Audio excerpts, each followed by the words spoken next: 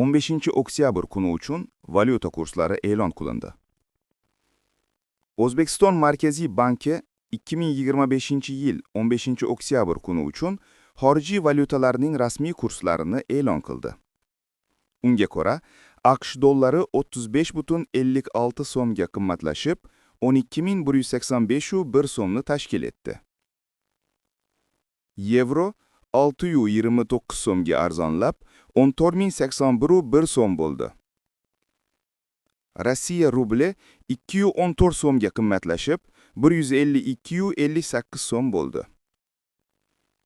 Funt sterling 37.86 so'mga arzonlab, 16.165.99 so'mni tashkil etdi.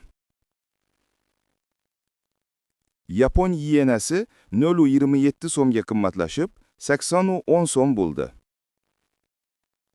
Shveysariya franki 27.29 so'mga qimmatlashib, 15.151.84 so'mga yetdi.